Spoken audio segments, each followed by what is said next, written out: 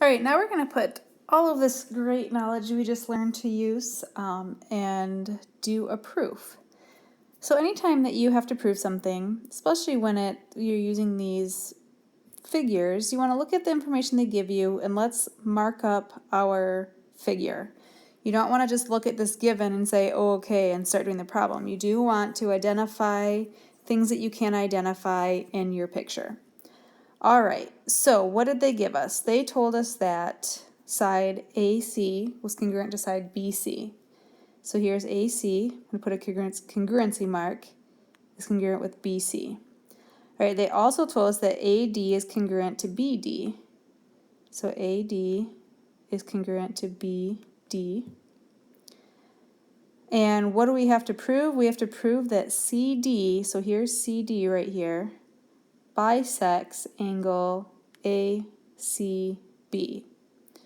Now what does a bisector do again? Remember, it cuts a larger angle into two congruent angles. So let's keep that in mind. This little leading question, what do we need in order for CD to be a bisector? We need those two angles to be congruent. We need two congruent angles. Because if these angles right here at C, these two angles are congruent, then that would make CD a bisector. So it would be great if these two angles were congruent. Those would be congruent parts of triangles. So if we can prove that triangle ACD is congruent to triangle BCD, then we can make the conclusion that the angles are congruent, therefore giving us a bisector. All right, so let's walk through the proof step by step. All right, so remember, anytime you do a proof, whatever is given to you goes on the left column under the statements. So side AC is congruent to side BC, and we have to state the reason. How did we know that again? Well, that was given to us, so we just write given.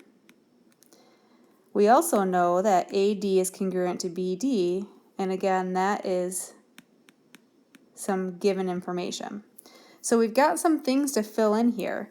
What else do we know about this triangle? Well, if you look at it, do you notice how these two triangles share a side right here? So I'm going to go ahead and mark that as a congruency because that's something that we can assume that's a shared side, so it will be congruent in both triangles, that side. So in our proof, what we do is we say that side CD is congruent to itself, basically. It's congruent to side CD. Anyone remember what property lets us do that? That is the reflexive property. So we're going to write reflexive property. All right, so what we just showed by two things that were given to us, and one, because of the reflexive property, we know to be true, we have a side, side, side. So we're looking at this big triangle cut into two smaller triangles. So we can now say that triangle ACD is congruent to triangle BCD. And the reason is because we had the side, side, side that we talked about in the intro video. That's enough of a reason for us to say that those two triangles are congruent. Now, because now we're to the point where we have congruent triangles, that does mean that all of the corresponding parts within the triangles are congruent. So what that allows us to do next is to say that those two angles are congruent.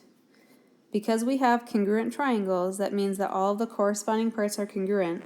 So we know that this angle up here is congruent to that angle up there. So we're going to say angle ACD is congruent to angle BCD. And the reason for that, we're just going to go ahead and write out. We knew that because we have congruent triangles, but we'll get more into that particular reason in a later lesson. So because we have congruent angles, now we can make the statement that CD bisects angle ACB because that is the definition of an angle bisector. So definition of angle bisector. And there's our proof.